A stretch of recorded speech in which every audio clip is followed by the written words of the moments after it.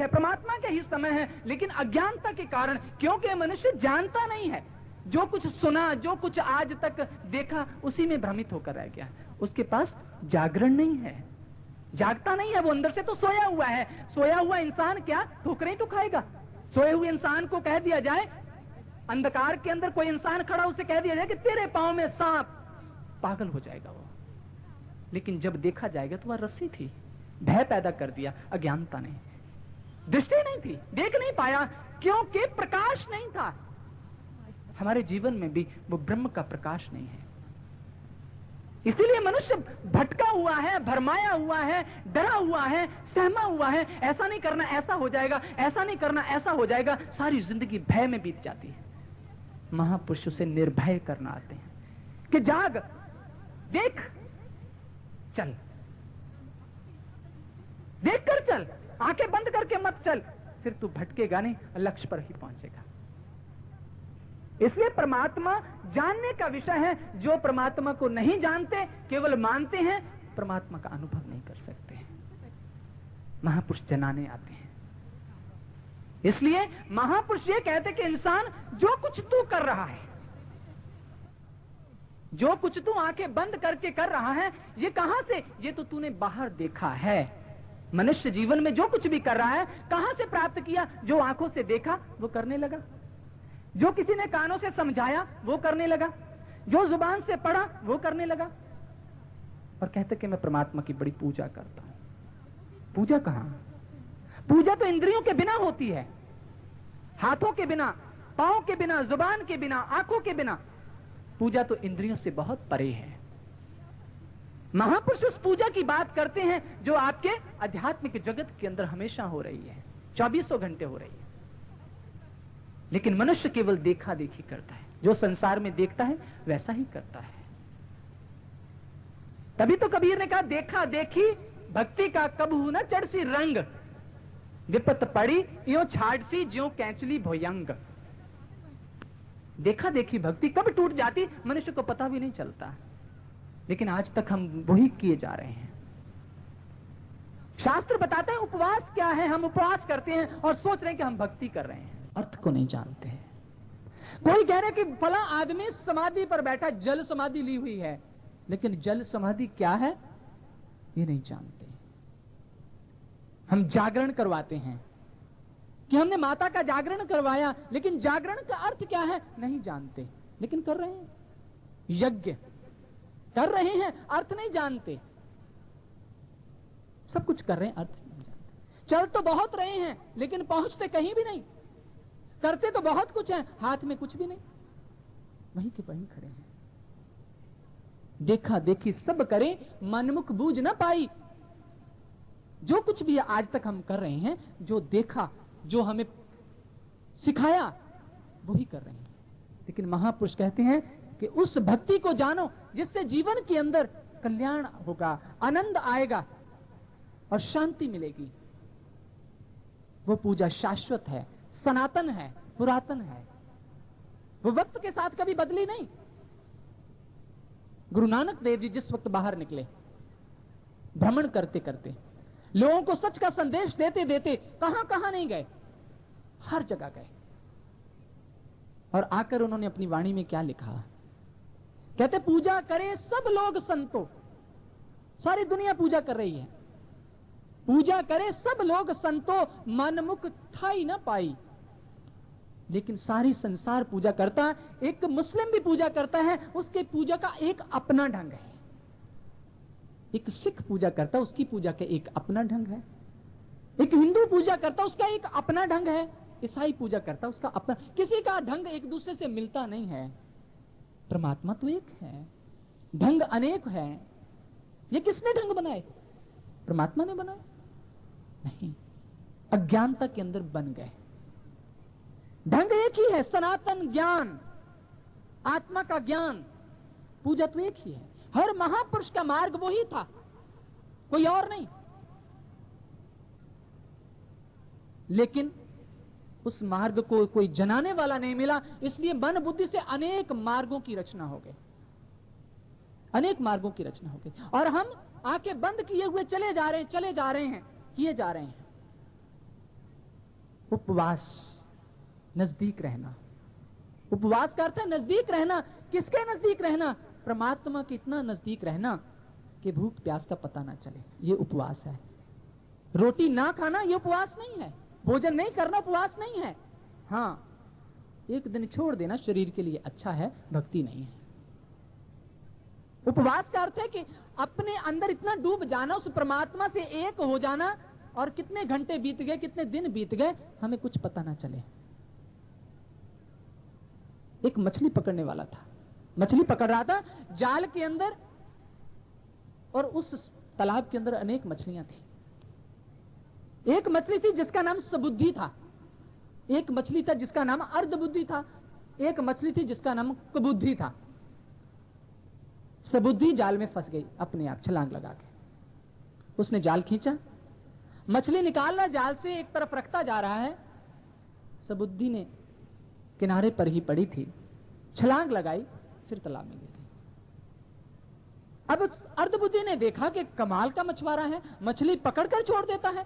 अर्धबुद्धि जिसमें थोड़ी कम अकल थी, वो कहती कल मैं भी फंसूंगी, देखा देखी, कल मैं भी फंसूंगी। कल जाल डाला, वो अर्धबुद्धि फंस गई। उसने जाल निकाला, जाल निकाला और सब मछलियों को एक डिब्बे में रखता जा रहा है। अर्धबुद्धि कहती मेरे साथ ऐसा सलूक क्यों किया, उसको तो छोड़ दिया, मुझे डिब्बे में रख दिया। मौका ताड़ कर उसने छलांग लगाई, छलक कर बाहर गिरी, तालाब में गिर गई। और एक बेचारी कुबुद्धि, जिसमें अकल नाम की चीज ही कोई नहीं थी, क्योंकि देखा देखी करती थी, वो भी फंस गई। दूसरे दिन जाल से निकाल के वो मछुआरा क्या कर रहा है, एक एक मछली को निकाल के डिब्बा में डालता जा रहा, ऊपर से ढक्कन बंद करता जा रहा है। मारी गई बेचारी, देखा देखी। संसार के अंदर भी यही है। महापुरुष जो समझाने आते हैं वो चीज नहीं हम पकड़ते, उनके व्यवहार को पकड़ लेते हैं। महापुरुषों का परमार्थ एक ही है, ज्ञान एक है, व्यवहार अलग अलग है। हम व्यवहार को पकड़ते हैं, वो ऐसे करते थे, हम भी ऐसे करेंगे। ऋषि मुनि उपवास करते थे, वो ध्यान के अंदर कई कई महीने बैठे रहते थे। लोगों ने सोचा कि शायद ये रोटी नहीं खाते, शायद यही भक्ति है, चलो यही भक्ति करो। कोई महापुरुष बैठा, उसके तन पर कपड़े नहीं रहे, क्योंकि उसे होश ही नहीं रही, शरीर है कहां कहां नहीं है, तन पर कपड़े नहीं रहे, उसे कोई पता नहीं है। लोगों ने सोचा कि शायद तन से कपड़े उतारने से शायद परमात्मा की ये भक्ति हो, वैसा करना शुरू कर दिया। देखा देखी सब करें, मनमुख बूझ ना पाई, बूझ नहीं पाए मन के द्वारा, क्योंकि ये सब्जेक्ट मन से, बुद्धि से परे है, विवेक से जाना जा सकता है। अध्यात्म विवेक से समझने वाली बात है, बुद्धि से नहीं। बुद्धि तो वहां कोई काम ही नहीं करती। परमात्मा को जानने के लिए मन और बुद्धि का तो कोई रोल ही नहीं है। भगवान कृष्ण कहते अर्जुन, तो मन और बुद्धि मुझे समर्पित कर दे, क्योंकि मन बुद्धि से, मन बुद्धि वाणी से बहुत परे है। राम अतर्क है, वो शक्ति को केवल विवेक के द्वारा, दृष्टि के द्वारा देखा जा सकता है। फिर भक्ति आरंभ होगी, वो यज्ञशाला हमारे अंदर जल उठेगी। तस्याम विदुषो यज्ञस्य आत्मा श्रद्धेय पत्नी, कहते जिस वक्त इंसान की चेतना उस ब्रह्म से जुड़ती है और उस वहां से जो प्रचंड अग्नि होती है, वो यज्ञ है, यज्ञशाला है। जहां हम कहते हैं ना स्वाहा, वहां हमारे कर्मों के बीज स्वाहा होते हैं। हमारे कर्म, संचित कर्म, प्रारब्ध कर्म, क्रियामान कर्म स्वाहा होते हैं। यज्ञ, जागरण, अंदर का जागरण, विवेक का जागरण, ना कि लोगों को जगाना। समाधि, सम अवधि, जहां समय रुक जाए। मनुष्य परमात्मा के अंदर इतना खो गया, उसे पता ही नहीं समय क्या है, समय की रफ्तार क्या है, कहां क्या हो गया, वो रुक गया। उसके लिए सम अवधि। गुरु नानक कहते पूजा करे सब लोग संतो, मनमुख था ही ना पाई, पूजा करी पर विधि नहीं जानी। कमाल का शब्द कहा है। कर तो सारे रहे हैं, हर इंसान के अंदर परमात्मा के प्रति श्रद्धा है, आस्था है, लेकिन अंधी श्रद्धा है। श्रद्धा के आगे आंख नहीं है, आस्था अंधी है। उसे पता नहीं कहां वो एकदम झुक जाता है, क्योंकि उसके पास कोई ऐसा बैरोमीटर नहीं है, मानने के लिए मजबूर है। जैसा किसी ने कहा तेरे पर फला ग्रह आ गया, बस पागल हो गया, उसकी आदि शक्ति तो वैसे खत्म हो गई, तेरे को ऐसा हो गया। इसीलिए मनुष्य आज भ्रमित है और संसार उसे भ्रमित कर रहा है, क्योंकि उनके पास ज्ञान नहीं है, डरा हुआ है। किसी ने कह दिया तुझे ऐसे हो जाएगा, हम कहते कोई उपाय करो, कोई उपाय करो, मेरा ये हो जाए। आज दुनिया के अंदर इसीलिए संसार को मिसगाइड भी किया जा रहा है। धर्म के नाम पर सबसे ज्यादा धोखा हो रहा है, क्योंकि मनुष्य के पास धर्म की कोई कसौटी नहीं है।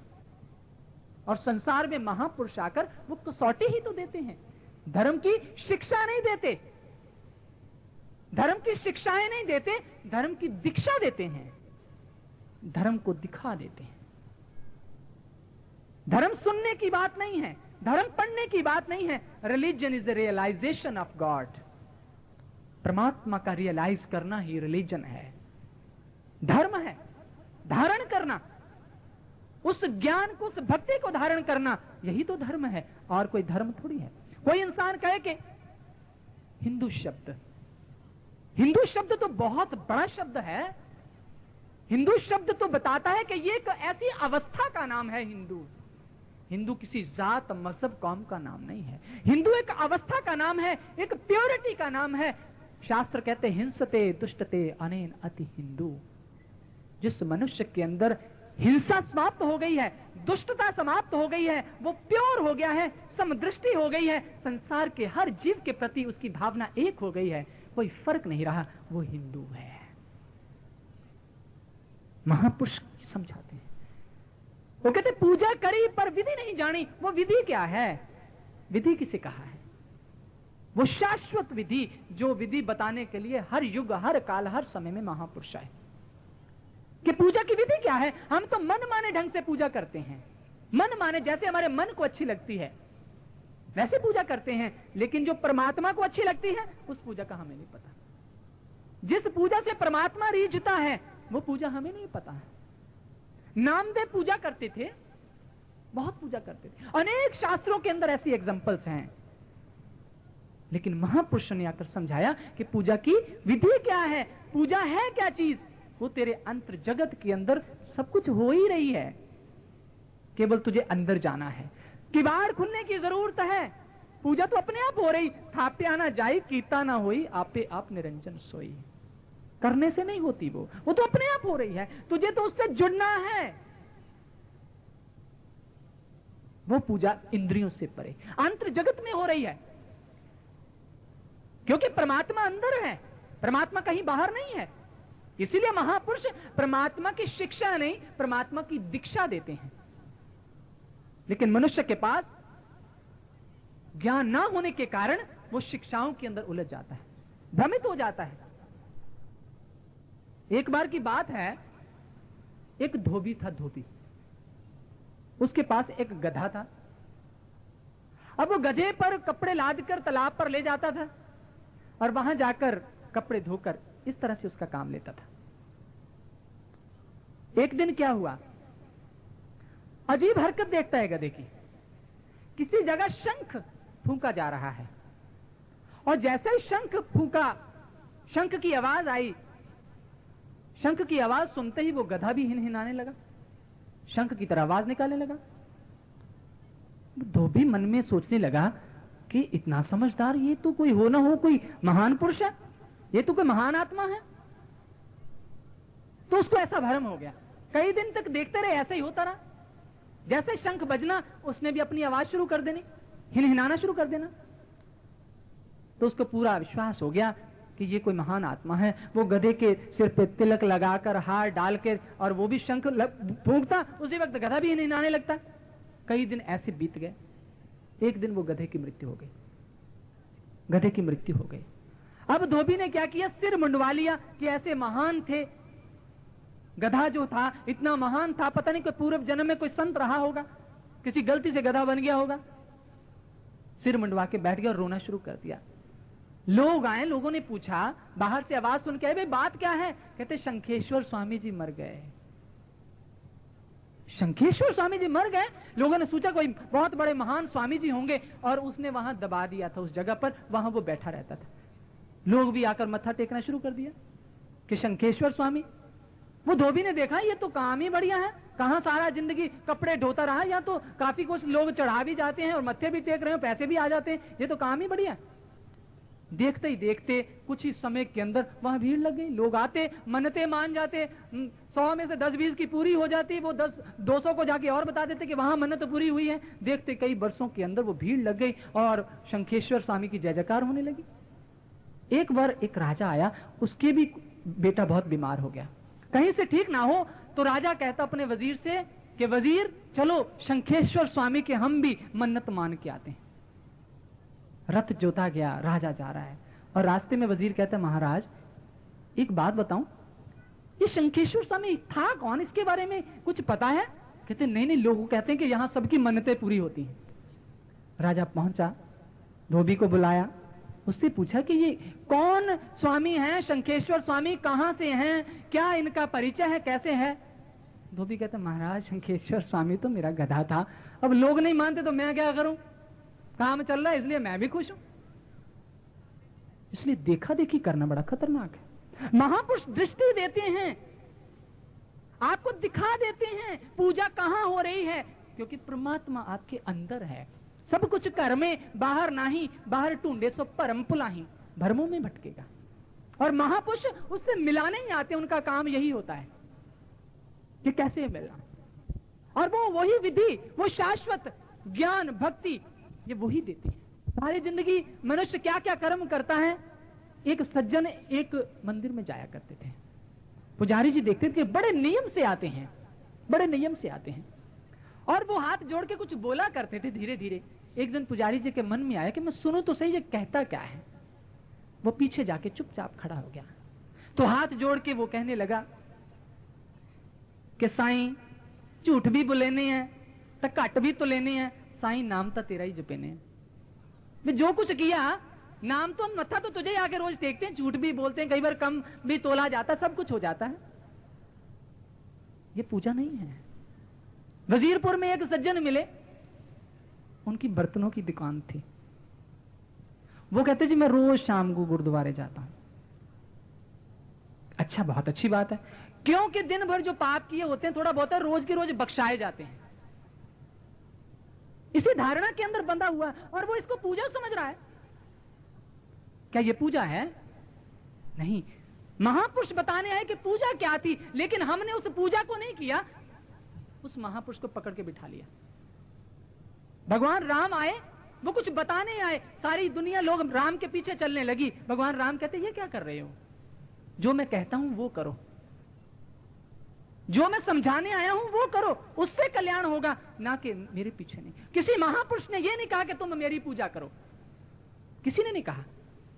उन्होंने तो पूजा की विधि बताई कि वो पूजा आत्मज्ञान है, पूजा तुम्हारे अंदर है और 8 पहर चलती है, करने से नहीं होती वो पूजा। तो मां के गर्भ में भी शिशु की चल रही थी। उस पूजा को जानो। जिस दिन वो पूजा मिली उस दिन समझना कि महापुरुषों का सच्चा सम्मान कर रहे हैं, महापुरुषों की पूजा कर रहे हैं। महापुरुष संसार में अपनी पूजा कराने नहीं आते, क्योंकि कई बार हम समझ नहीं पाते। कि गीता में कहा, भगवान कृष्ण कहते हैं कि मैं ही मेरी पूजा करो, जो मेरी शरण में आता है मेरी। लेकिन यहां हम भूल जाते हैं कि यह बात भगवान कृष्ण ने कब कही, जिस वक्त उसे दीक्षित कर रहे थे, अर्जुन को दीक्षित कर रहे थे, उस वक्त ये कहा कि मैं, क्योंकि उस वक्त वो उस ब्रह्म चेतना से एकाकार थे। जिस वक्त हस्तिनापुर में आकर अर्जुन युधिष्ठिर को राजपाट दिया, तो एक दिन कहते हैं अर्जुन, प्रभु जो नजारा आपने कुरुक्षेत्र की भूमि में दिखाया था, एक बार फिर वैसा हो जाए। भगवान कहते हैं, हंसने लगे कि अर्जुन उस वक्त मैं उस परम सत्ता से जुड़ा हुआ था, मैं शरीर नहीं बोल रहा था, वो सत्ता बोल रही थी, सत्ता बोल रही थी, वो शक्ति बोल रही थी। क्योंकि मैं शरीर नहीं हूं, मैं शक्ति हूं। लेकिन हमारी पहचान तो कृष्ण के शरीर से है। भगवान कृष्ण स्वयं कहते हैं श्रीमद् भागवत गीता के अंदर 3 स्कंद के अंदर 10वें अध्याय के अंदर 29वें श्लोक में, अहम सर्वेषु भूतेषु भूतात्मवस्थितः सदा तमव ज्ञाय मां मर्ते कुर्ते अर्चा विडंबनम। मैं आत्मा के रूप में सब इंसान के, हर जीव के अंदर विराजमान हूं, हर जीव के अंदर अहम सर्वेषु, सर्वव्यापक हूं। लेकिन मेरे उस वास्तविक रूप को भूलकर लोग मेरी पूजा का दिखावा करते हैं। भगवान स्वयं कह रहे हैं मीरा को, मीरा तू जिस शरीर से प्रेम कर रही है, यह शरीर मैं द्वापर में ही छोड़ गया था, द्वापर में ही लिया था, द्वापर में ही छोड़ गया था। लेकिन मीरा, वो कौन सा काल था जब मैं नहीं था, कौन सा काल होगा जब मैं नहीं होऊंगा। तो वो कृष्ण क्या हुआ फिर जी, क्या हुआ कृष्ण? कृष्ण शरीर नहीं, कृष्ण शक्ति हैं। राम शरीर नहीं, राम शक्ति हैं। उस शक्ति को जानना होगा, तभी हम राम को, कृष्ण को, सभी को समझ पाएंगे, वरना वैसे नहीं। इसलिए महापुरुष संसार में जब आते हैं, उस एक से जोड़ने आते हैं, क्योंकि एक जड़ है, पेड़ की जड़ है, जड़ बड़ी लंबी है, नीचे है, जमीन में दबी हुई है, इन आंखों से नजर नहीं आती। लेकिन उस जड़ का जो असर है वो पेड़ के रूप में बाहर निकल रहा है, लाखों पत्तों के रूप में प्रकट हो रहा है। जड़ की शक्ति लाखों पत्तों में प्रकट हो रही है, करोड़ों डालियों में प्रकट हो रही है, और अनेक फूलों में प्रकट हो रही है। अनेक फलों के अंदर जो रस है वो उस जड़ की शक्ति है। लेकिन जड़ को हम नहीं जानते, हमारी वाकफियत पेड़ से है। हम सारा जीवन पेड़ के पत्तों को धोते रहते हैं, टहनियों को पकड़े रखते हैं, ये टहनी मेरी है, ये टहनी तेरी है, ये फलां है, ये फलां है। कब तक? जब तक जमीन के अंदर जड़ है। कोई जड़ से अलग कर देगा पेड़ को तो कुछ भी आपका नहीं है, क्योंकि ये सब कुछ जड़ से बना है। परमात्मा, वो शक्ति एक जड़ है, उसके करोड़ों रूप अभिव्यक्तियां हैं उस शक्ति की। बिजली एक है, लेकिन उसकी अभिव्यक्तियां अनेक हैं। ट्यूबलाइट के अंदर सफेद प्रकाश देती है बिजली, बल्ब के अंदर पीला प्रकाश देती है, कूलर के अंदर ठंडी हवा देती है, फ्रिज के अंदर कूलिंग देती है, हीटर के अंदर हीट देती है। बिजली एक ही है एक, रूप अनेक है। पंखा चलाती है, पंखा नहीं चलता, कोई शक्ति चला रही है, शक्ति नजर नहीं आ रही। हमने पंखे को पकड़ के बैठ गए कि पंखा ही चल रहा है, नहीं, इसके पीछे कोई शक्ति है। ये तो रूप है, परमात्मा के करोड़ों रूप हैं। मंदिर मंदिर मूरत तेरी, फिर भी ना देखी सूरत तेरी, युग बीते ना आई मिलन की, पूरन मासी रे, दर्शन दो घनश्याम नाथ मुरी, अखियां प्यासी रे। अनेक तेरी मूर्तें हैं, पर तेरी सूरत क्या है? बिजली एक है, अभिव्यक्तियां अनेक हैं, जड़ एक है, अभिव्यक्तियां अनेक हैं। सागर का, कुएं का पानी एक है, अलग अलग बर्तनों में डाल दो, अलग अलग आकार बन जाएंगे, अलग अलग दिखने लगेगा, लेकिन पानी सब में एक है। लेकिन हम एक को नहीं जानते। एक मूरत अनेक दर्शन, कीन रूप अनेक, शक्ति एक ही है। एक मूरत अनेक दर्शन और अनेक तरह से बाहर दरसती है। कीन रूप अनेक, खेल खेलन खेलन, अंत को फिर एक। सागर का पानी भाप बनकर उड़ता है, बादल बनकर बरसता है, नदियां, नाले, तालाब, दरिया अनेक झरनों के रूप में बहता है। सबके रूप अलग अलग हो जाते हैं, पानी सागर का ही है, अंत को फिर एक, और आकर नदियां फिर सागर में गिर जाती हैं। लेकिन वही नदियां सागर में गिरती हैं जिनको किनारे मिलते हैं, दिशा मिलती है, वरना खो जाती हैं। इसी तरह वो शक्ति एक है। हमें 90 करोड़ की आबादी है हिंदुस्तान की, सबके चेहरे अलग अलग हैं, सबके चेहरे अलग अलग हैं। देखिए उसकी बनावट, कमाल है बनाने वाला, लेकिन वो सबके अंदर एक ही है। गुरु गोविंद सिंह जी के शिष्य, जिस वक्त जंग चल रही थी, लड़ाई हो रही थी, तो उनका एक भक्त था कन्हैया, भाई घनैया। वो क्या करते थे कि जो लोग जख्मी हो जाते थे उनको पानी पिलाते थे, उनकी सेवा ये थी, गुरु गोविंद सिंह जी ने लगाई थी। और वो दुश्मनों को भी पानी पिलाता है, सज्जनों को भी पानी पिलाता है, सबको जो जख्मी होता है उनको पानी पिला रहा है। तो किसी ने आके शिकायत की, महाराज ये कैसा आपका शिष्य है, देखिए हमें लड़ने की जरूरत क्या है, जब हम लड़ रहे हैं किसी को बेहोश करते मारते हैं, ये पानी पिला के फिर जिला देता है। गुरु गोविंद सिंह जी समझ गए कि ये समझा नहीं बात को। कहते अच्छा अब खेल करते हैं, लीला करते हैं महापुरुष, बुलाओ उसने ऐसा क्यों किया, पूछेंगे हम। बुलाया जाता है, उससे पूछते कन्हैया ये क्या कर रहा है तुम, सबको पानी पिलाया जा रहा है, दुश्मनों को भी। तो भाई कन्हैया कहते महाराज जी ये अपराध है। कहते हाँ ये अपराध है। कहते महाराज जी आप ही अपराधी हैं, फिर अगर ये अपराध है तो ये अपराधी भी आप हैं, गुरु गोबिंद सिंह जी कहते क्यों? बात उससे कर रहे हैं, देख रहे हैं उसकी तरफ जो शिकायत लेकर आया था, क्योंकि ये कहीं पे निगाहें कहीं पे निशाना, वो समझाना चाहते हैं, उसे प्रैक्टिकली समझाना चाहते हैं। और कहते क्यों, मैं कैसे अपराधी? कहते महाराज जी ये दृष्टि आपने ही मुझे ऐसी दी है, मुझे सब अपने लगते, मैं क्या करूं, मुझे सब अपने लगते हैं। और कन्हैया कहता है तैनू पिया पिलावा पानी, बड़ा सुंदर कहा है। अपने गुरु को कहते तैनू पिया पिलावा पानी, सिर मेरे दे साईं, तुर्क अतुर्क न दिसदा मैनू, तू ही सब नहीं थाई। मुझे सबके अंदर तू ही नजर आ रहा है, मुझे शरीर नहीं नजर आ रहा है, मुझे एक नजर आ रहा है, अनेकता खत्म हो गई है। गुरु गोबिंद सिंह जी ने गले से लगा लिया और जेब में से एक डिब्बी निकाल के देते हैं। कहते हंसे ते गल लाया प्यारे, डब्बी हाथ फड़ाई, कहते पानी दे नाल मलम भी रखी, लोड़ पवे तलाई। कहते ये मलम भी ले जा, कभी जरूरत पड़ी कोई जख्मी होगा तो मलम करना। और प्यार करते हैं कि तू ही मेरा वास्तविक शिष्य है, क्योंकि तेरे अंदर दुई का पर्दा खत्म हो गया, तुझे सब के अंदर मेरा वो रूप नजर आ रहा है जो अविनाशी रूप है। समझा दिया, महापुरुष एक ही है, शक्ति एक ही है, चाहे किसी रूप में आ जाए, किसी व्यवहार में आ जाए, लेकिन हम व्यवहार के अंदर उलझ जाते हैं। नहीं, हमारे गुरु ये हैं, हमारे भगवान जी ये हैं। अरे भगवान तो एक ही है, परमात्मा तो एक ही है, लेकिन उसके साथ वाकफियत नहीं हुई, जड़ मिली नहीं। इसलिए हम पेड़ की टहनी और पत्तों, फूल और फलों के लिए लड़ रहे हैं। फल के अंदर रस किसने दिया? जड़ ने दिया। और एक सज्जन जो भेदी होते हैं वो आकर कहते हैं कि मूर्ख, क्यों सारी जिंदगी पत्तों को धोते बिता दी तूने, ये सूख जाते हैं, गिर जाते हैं, जब मौसम के नीचे से नमी मिलती तो फिर अंकुरित हो जाते हैं, लेकिन तू सारी जिंदगी इन्हीं को धोता रहा। तुझे मैं मूल से मिलाऊं।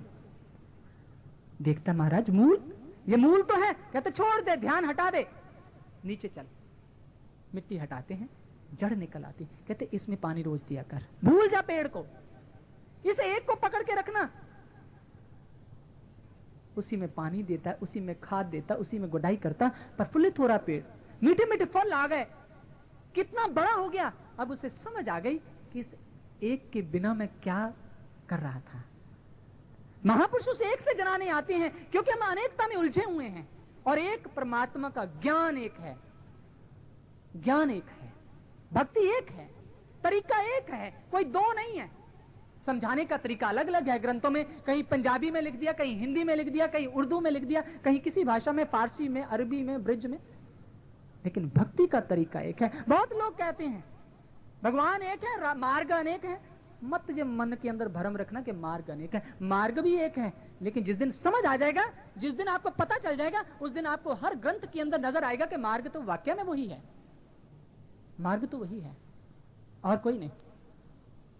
इसलिए मार्ग अनेक नहीं, मार्ग एक है। अनेकता की तो तब बात होती है अगर परमात्मा एक जगह पर स्थित हो। परमात्मा तो सर्वव्यापक है, परमात्मा तो हमसे दूर है ही नहीं, तो फिर मार्ग की जरूरत तो वहां पड़ती है जहां कोई डिस्टेंस हो, फर्क हो। परमात्मा और हमारे अंदर तो कोई फर्क है ही नहीं, तो फिर मार्ग की तो जरूरत है ही नहीं। वो तो एक प्रोसेस है, एक प्रोसीजर है। जिस वक्त महापुरुष मिलते हैं, ऐसा साइंटिस्ट मिलता है, वो हमारे अंदर उसको प्रकट कर देता है। तभी तो जीसस कहते हैं, we do not know the real method of worship designed by the Lord for our use, by following the wrong path we make a load of sin then heavier. हम वो प्रॉपर मेथड नहीं जानते भक्ति का।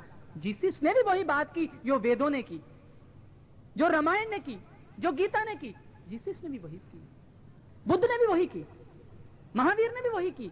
फर्क ये है परिस्थितियों के मुताबिक उनके समझाने का तरीका कुछ अलग अलग सा हो गया। जैसे मैंने बुद्ध की एक एग्जांपल दी कि जो मानने वाला था उसको कह दिया नहीं परमात्मा नहीं है, जो नहीं मानता था उसको कहते हैं। उन्होंने एक हलचल पैदा की, लेकिन ये तो परिस्थिति के मुताबिक था। लेकिन हमने अगर उनका व्यवहार पकड़ लिया तो धोखा खा जाएंगे। इसलिए आज बहुत लोग इतनी पूजा पाठ भक्ति भी करते लेकिन दुखी हैं, परेशान हैं। वो कहते हैं हम तो पूजा कर रहे हैं, समझ रहे हैं, लेकिन पूजा जिस दिन करेंगे उस दिन उनके जीवन में ये चीज नहीं रहेगी, सब एक समान हो जाएगा।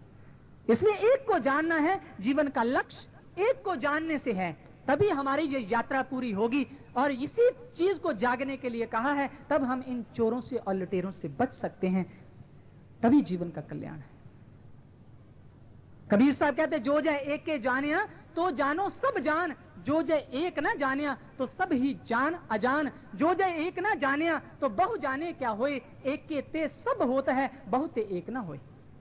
सब आए उस एक ते, पात फूल फल डोर। वो कहते सभी पत्ते डालियां फूल फल सब एक से ही पैदा हुए हैं। इसलिए कबीर कहते एक को जानो, जड़ को जानो, मूल को जानो, और मूल कहीं बाहर नहीं, आपके अंदर ही है। इसलिए इस शरीर को मंदिर कहा गया। हरि मंदिर ए शरीर है, हर वसे तिस नाल। परमात्मा का मंदिर है ये शरीर, परमात्मा ने अपने हाथों से बनाया है। इसके अंदर स्वयं बैठा है, बोल रहा है बैठा, देख रहा है बैठा, सुन रहा है बैठा। जिस दिन वो निकल जाएगा कोई बोलेगा नहीं, कोई सुनेगा नहीं, कोई देखेगा नहीं। लेकिन अज्ञानतावश हम उसको कहां कहां ढूंढते हैं। इंसान उसको बाहर ढूंढता है, लेकिन वो है अंदर। लेकिन पता कब चलता है? जब दरवाजा खुल जाता है। जब तक दरवाजा नहीं खुलता, जब तक दृष्टि नहीं मिलती, जब तक ज्ञान का अंजन नहीं मिलता, ज्ञान का सुरमा नहीं डलता, तब तक हमें कुछ नजर नहीं आएगा। सब कुछ घर में पड़ा हुआ भी हमें सुख नहीं दे सकता। मनुष्य क्या कहते हैं? कस्तूरी कुंडल बसे मृग ढूंढे बन माही। कस्तूरी मृग के कुंडल में नाभि में ही है, लेकिन उसको उसका कोई लाभ नहीं है। दूध गाय के थनों में ही है, लेकिन गाय को कोई लाभ नहीं है। अगर वो दूध निकाल के गाय को पिलाया जाए तो उसके अंदर शक्ति आती है। परमात्मा सबके अंदर है, लेकिन अंदर बैठा वो किसी को कोई उसका लाभ नहीं होगा जब तक आप उससे जुड़ते नहीं हैं। और जुड़ेंगे कब? जब जागेंगे। जब जागेंगे तो जिंदगी की यात्रा का पता चलेगा, जिंदगी की मंजिल का पता चलेगा। इसलिए महापुरुष कहते हैं, मुसाफिर जागते रहना, नगर में चोर आते हैं। बोले सतगुरु महाराज की सच्चे दरबार की।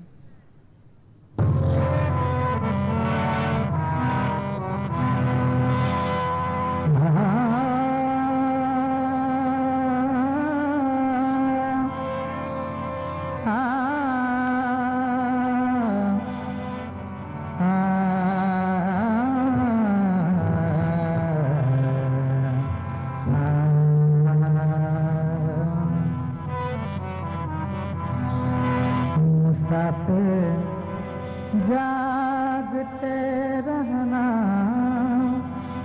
नगर में चोर आते हैं। मुसाफिर जागते रहना, नगर में चोर आते हैं। मुसाफिर जागते रहना, नगर में चोर आते हैं।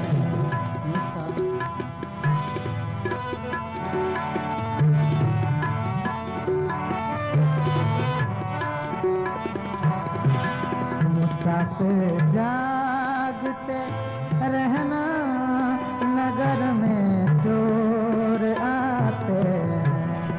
मुसाफिर जागते रहना।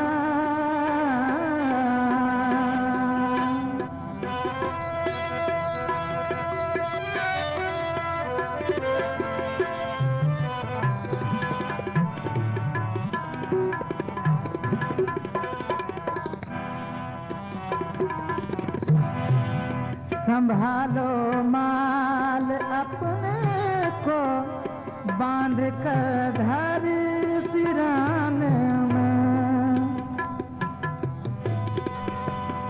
पवा पग गमारा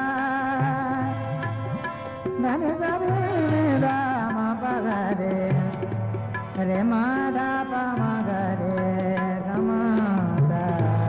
संभालो माँ अपने को, बांध कर घर पिराने में। जरा सी नींद गफलत में झपट गठरी उठाते हैं। मुसाफिर जागते रहना, नगर में चोर आते हैं। मुसाफिर जागते रहना, रहना जागते।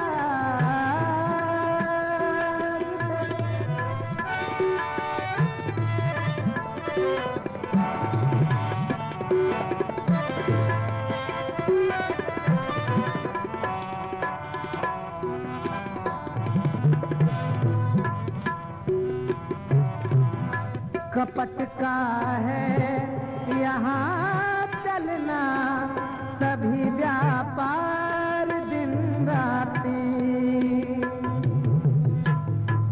कपट का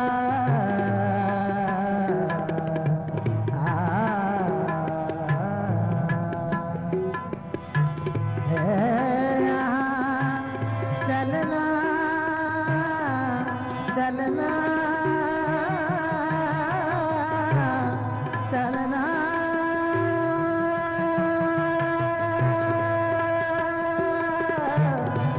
कपट का है यहाँ चलना, सभी व्यापार दिन राती।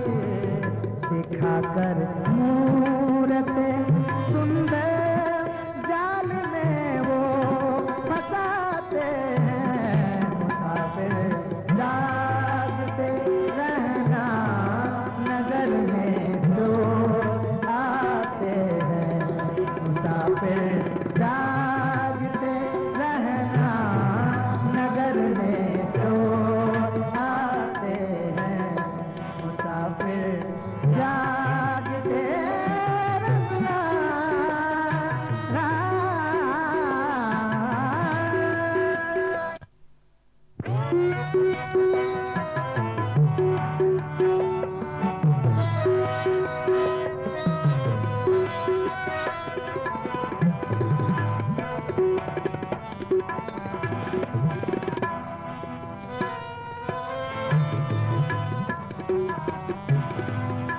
कभी किसका नहीं करना भरोसा इस जगह दिल में।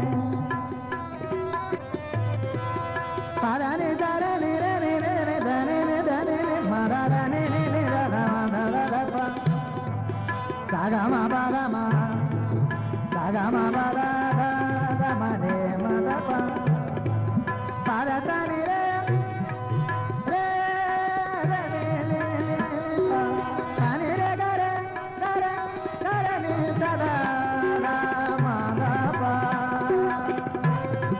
कभी किसका नहीं करना भरोसा इस जगह में।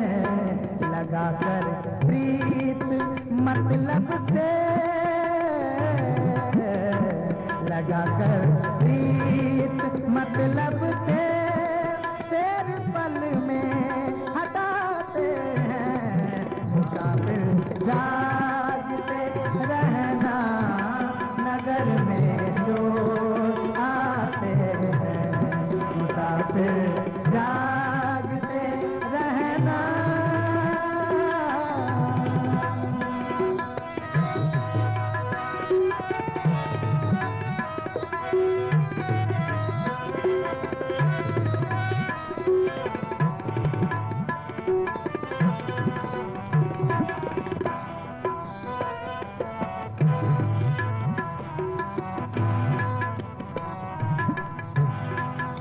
ठिकाना है नहीं कायम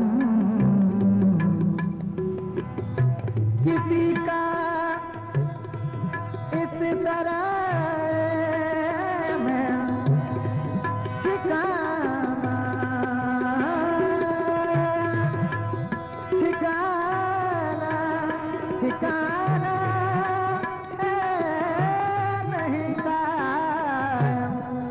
ठिकाना है नहीं कायम।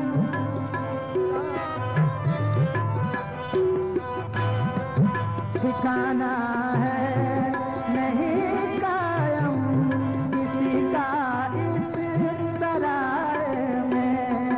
ठिकाना है नहीं कायम किसी का इस सराय में। वो ब्रह्मानंद दिन दिन में सभी चल चल के जाते हैं। मुसाफिर जागते